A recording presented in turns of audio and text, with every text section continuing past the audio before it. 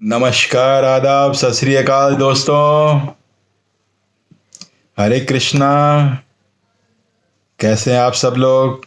सब ठीक ठाक हैं दोस्तों। नव दंपतियों के लिए जो नए नए दाम्पत्य जीवन में आए हैं, उनके लिए दो छोटी छोटी कहानियां, उसके बाद एक छोटा सा प्यारा सा भजन। कहानियां बहुत गौर से सुनिएगा दोस्तों। नव दंपति हो या शादी हो, कुछ वर्ष बीत गए हो तो भी सुनिए। ये कबीरदास जी की कहानी है। कबीरदास जी क्या कहते हैं? एक नवयुवक था दोस्तों, जिसकी नई नई शादी हुई थी। कुछ समय बीता था शादी हुए, लेकिन वो बहुत परेशान रहता था। तो उसने कबीरदास जी का नाम सुन रखा था, तो बोले चलो कबीरदास जी के पास चलते हैं, उनसे सलाह मशवरा करते हैं कि वो क्या कहते हैं आखिर, कि हमारा लड़ाई झगड़ा क्यों होता रहता है रोज की रोज। तो कबीरदास जी के पास गए। कबीरदास जी ने उनको अपने पास बिठाया और अपनी पत्नी को आवाज लगाई, लोई, ओ लोई, जरा दीपक जला के आना। दिन का टाइम था। दिन के टाइम में दीपक की क्या जरूरत, दिए की क्या जरूरत। लेकिन लोई ने, उनकी पत्नी ने कुछ भी नहीं पूछा और दीपक जलाकर ले आई और उनके सामने रख दिया। नवयुवक परेशान कि मैं पूछ कुछ रहा हूं और ये अपनी धुन में कुछ भी बोले जा रहे हैं, कुछ भी करे जा रहे हैं, मेरे प्रश्न का उत्तर ही नहीं दे रहे। उन्होंने अपनी पत्नी को दोबारा आवाज लगाई, बोले लोई, जरा मिठाई तो लेके आ। अब वो मिठाई की जगह नमकीन ले आई। तो कबीरदास जी ने उनसे यह नहीं पूछा कि मैंने तुम्हें मिठाई बोली थी, तुम नमकीन ले आई। अब वो नमकीन रख के चली गई। नवयुवक से रहा नहीं गया। बोले कबीर जी, मैं आपसे अपने प्रश्न का उत्तर पूछ रहा हूं कि रोज रोज मेरे घर में कलह क्यों हो रहा है और आप मेरे प्रश्न का उत्तर दे ही नहीं रहे। और जबकि अभी दिन है और आपने दीपक मंगाया है। तो कबीर जी बोले, क्या तेरे समझ में अभी भी नहीं आई बात? मैं तेरे प्रश्न का उत्तर ही तो दे रहा हूं। बोले क्या? बोले जब पति पूछे पत्नी से कोई भी बात, मैंने पत्नी को बोला कि दीपक ले आ, तो पत्नी ने यह नहीं पूछा कि दिन है, दिन में दीपक का क्या करोगे, वैसे ही इतनी रोशनी है। उसने पूछा क्या? बोले नहीं, नहीं पूछा। बोले मैंने उसको बोला मिठाई लेके आ और वो नमकीन ले आई, तो मैंने उसको बोला क्या कि भाई मैंने तेरे को मिठाई बोला था, तो नमकीन क्यों लेके आई? बोले नहीं, आपने भी नहीं पूछा। बोले यही राज है विवाहित जीवन का। अगर एक बोले तो दूसरा माने, दूसरा बोले तो पहला माने। आर्ग्यूमेंट ना करे, आर्ग्यूमेंट ना करे। यही विवाहित जीवन का सूत्र है। नवयुवक बोला, बिल्कुल ठीक कहा आपने। और नवयुवक वहां से चला गया। तो दोस्तों, क्या विवाहित जीवन का यह सूत्र नहीं है? यह कामयाब सूत्र है उन नव दंपतियों के लिए जो जरा जरा सी बात पे आर्ग्यूमेंट करते हैं एक दूसरे से। एक छोटी सी कहानी और दोस्तों। एक दंपति को 60 वर्ष पूरे हो गए शादी के। 60 वर्ष पश्चात जो लेडीज थी, औरत थी, वो बीमार पड़ी। डॉक्टर ने बोला भाई अब इसका समय और नहीं है, ज्यादा दिन शेष नहीं है। तो उसने पति को इशारा किया कि सामने अलमारी के ऊपर एक बॉक्स रखा हुआ है जिसके ऊपर लिखा है शूज। बोले वो ले आओ। बोले वो तो तुमने शादी के वक्त बोला था कि उसको नहीं खोलोगे, कि उसमें क्या है ये नहीं देखोगे। बोले अब मैं आपको बोल रही हूं ना, वो बॉक्स ले आइए। वो बॉक्स ले आए। बोले बॉक्स को खोलिए। उन्होंने खोला। उसमें दो गुड़िया थी और $95,000 थे। $95,000 और दो प्यारी सी गुड़िया। तो जो बुजुर्ग महिला थी ना, उनको क्रोशिये का बहुत शौक था, क्रोशिये का, कशीदाकारी का। तो उन्होंने पूछा बुजुर्ग ने कि भाई ये पैसे कहां से आए और ये गुड़ियाओं का क्या महत्व है। बोले जब भी आप गुस्सा होते थे तो मैं गुड़िया बनाने लगती थी। मैं आपसे आर्गुमेंट नहीं करती थी, मैं गुड़िया बनाने लगती थी, गुड़ियाओं के ऊपर कशीदाकारी करती थी। बोले अच्छा ये पैसे। बोले पैसे जो है मैंने गुड़ियाएं बेचकर इकट्ठा किए हैं। जो गुड़िया में बनाती थी, कशीदाकारी करती थी, उनको बेचती थी और मेरे पैसे इतने इकट्ठे हो गए। तब बुजुर्ग ने सोचा, बोले 60 साल में 60 इयर्स केवल 2 बार वो मुझसे गुस्सा हुई। 2 बार 60 साल में दोस्तों, केवल 2 बार। बाकी कभी कोई बात होती तो चुपचाप गुड़िया बनाने लगती। दोस्तों एक बोले तो दूसरा चुप रहे। दाम्पत्य सूत्र का विवाहित जीवन, सुखी विवाहित जीवन का यह भी एक सूत्र है दोस्तों।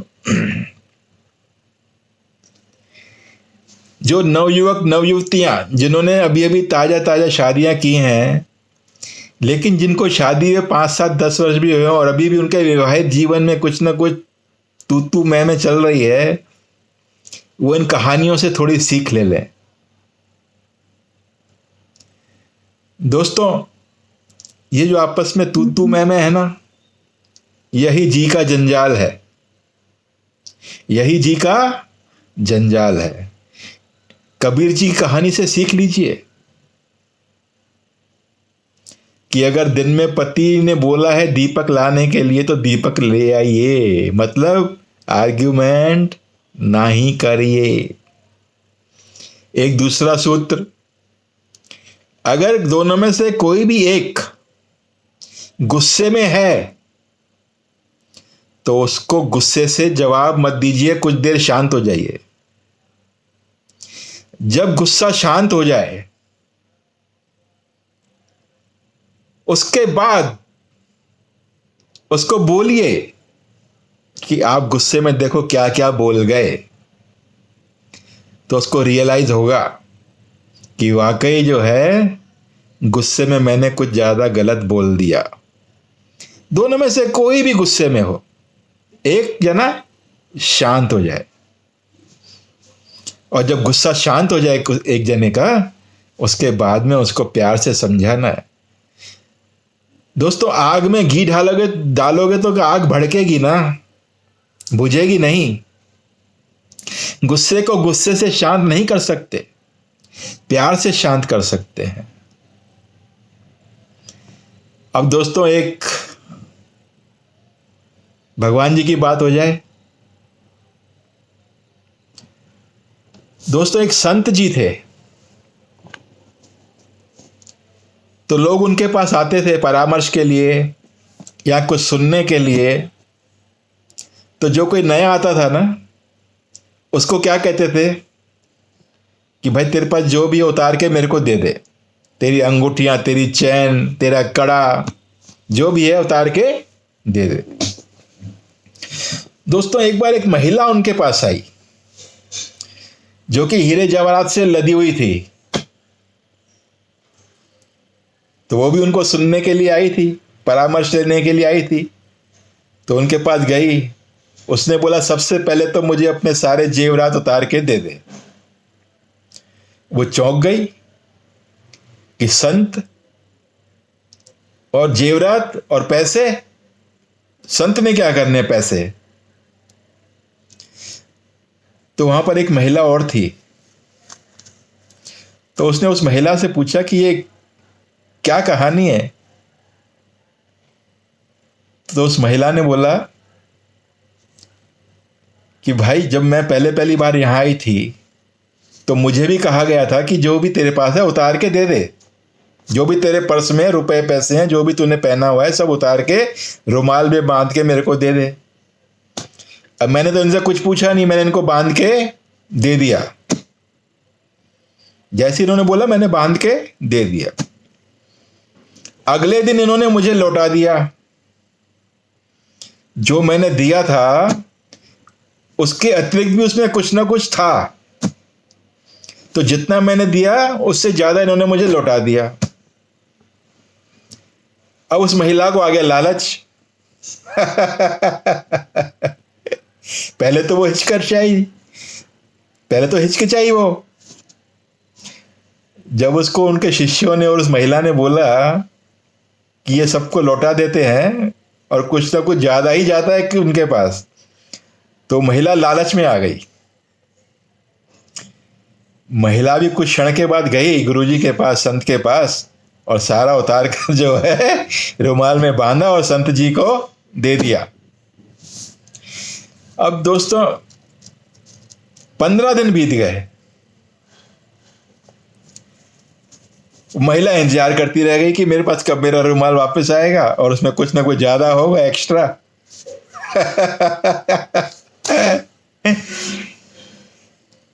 बाद में उसे सब्र नहीं हुआ और उसने उससे शिष्यों से पूछा कि भाई आप तो कह रहे थे कि ये कुछ ना कुछ वापस एक्स्ट्रा वापस आता है। तो उन्होंने, शिष्यों ने संत से पूछा कि गुरुजी आप तो कितनों को ही लौटा देते हो और कुछ ना कुछ एक्स्ट्रा डाल के दे देते थे उनको। तो बोले कि जिन्होंने मुझे दिया उन्होंने मेरे एक ही बार के कहने से दे दिया।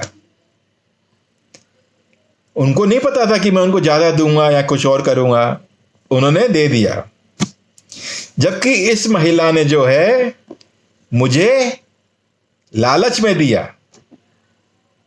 कि मुझे एक्स्ट्रा मिलेगा।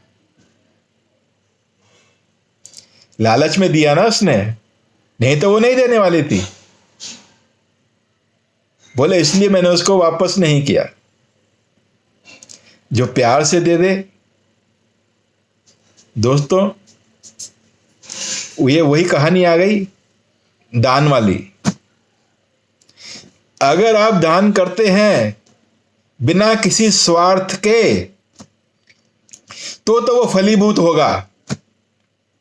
अगर आपके मन में किसी भी कोने में एक थोड़ी सी भी लालच है कि मैं दान कर रहा हूं, मेरे पास 10 गुना 20 गुना 100 गुना होके लौट कर आएगा, तो वो व्यर्थ चला जाएगा। वो दान किसी काम का नहीं रहेगा। न तो आपको पुण्य मिलेगा, न आपको लौट के आएगा। प्रकृति का नियम है ना दोस्तों, कि जो तुम प्रकृति को दोगे प्रकृति तुम्हें कई गुना होकर लौट आएगी। लेकिन दोस्तों प्रकृति भी बहुत सयानी है, क्योंकि कण कण में वो विद्यमान है। उसको मालूम है कौन बंदा किस नीयत से उपकार कर रहा है, उसकी नीयत क्या है। तो दोस्तों दान जब करते हैं तो दाएं हाथ से बाएं को भी पता ना लगे कि दान किया है। करत करत अभ्यास जड़ बुद्धि होत सुजान। ये नित्य प्रति जब हम इसकी वो प्रैक्टिस करते हैं ना,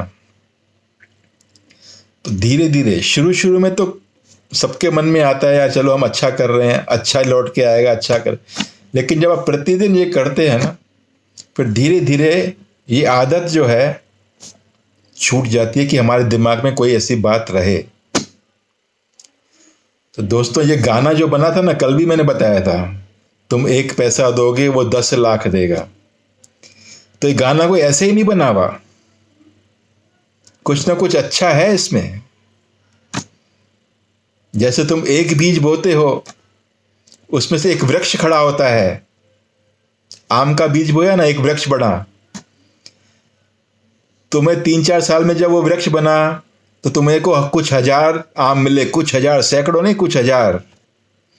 फिर उन हजारों आमों में कितने बीज हो गए? फिर वो बीज बोए तो लाखों करोड़ों, मतलब एक बीज से लाखों करोड़ों मल्टीप्लाई हो गए कि नहीं हो गए? लेकिन निस्वार्थ भाव से अगर किसी को देना है ना, निस्वार्थ भाव से, 100 रुपये कमा रहे हो, 2 रुपये दे दो, 3 रुपये दे दो, कोई बात नहीं, बहुत है ये। लेकिन एक मन में कोने में अपनी ये भावना होनी चाहिए कि मुझे इसका फल नहीं चाहिए। तो वो फलीभूत होगा, नहीं तो व्यर्थ चला जाएगा वो। दोस्तों, अगर थोड़ा सा भी अच्छा लगा हो तो इसको सब्सक्राइब जरूर करें, लाइक करें, शेयर करें। बहुत बहुत धन्यवाद दोस्तों, बहुत बहुत धन्यवाद। ये उन दंपतियों को जरूर सुनवाइए दोस्तों, जिनके जीवन में जरा भी खटास है, जरा भी, जरूर सुनाइएगा उनको। अगर आपको अच्छा लग रहा है कि हाँ इसमें कुछ तत्व है, तो इसको शेयर जरूर करिए, ताकि और लोगों तक पहुंचे, उनके जीवन में भी उजाला हो। Thank you very much.